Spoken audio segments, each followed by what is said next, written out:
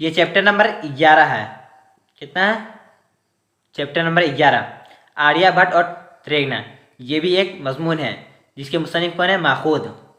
पहला number question है, आर्यभट्ट का ताल्लुक किस दौर से था?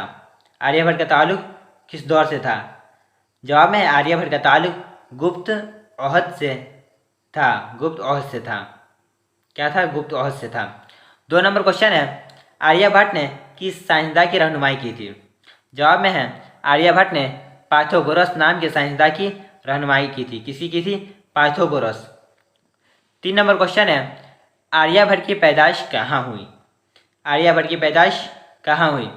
जवाब में है आर्यभट्ट की पैदाइश बिहार में हुई। कहाँ हुई? बिहार में आर्यभट्ट की पैदाइश हुई। 4 नंबर क्वेश्चन है, आर्यभट्ट ने अपना तजुर्बागाह कहाँ कायम किया? आर्यभट्ट ने अपना तजुर्बागाह कहाँ कायम किया? जवाब में है आर्यभट्ट ने अपना तजुर्बागाह त्रिज्ञान में कायम किया।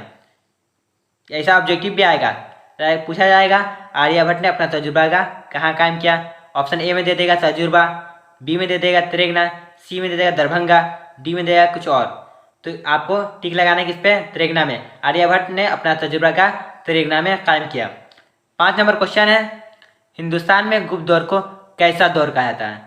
ये भी बहुत मोस्ट इंपॉर्टेंट क्वेश्चन है। जवाब में है हिंदुस्तान में गुप्त दौर को सुनहरा दौर कहा जाता है। हिंदुस्तान में गुप्त दौर को कैसे दौर कहा जाता है? सुनहरा दौर कहा जाता है हिंदुस्तान में।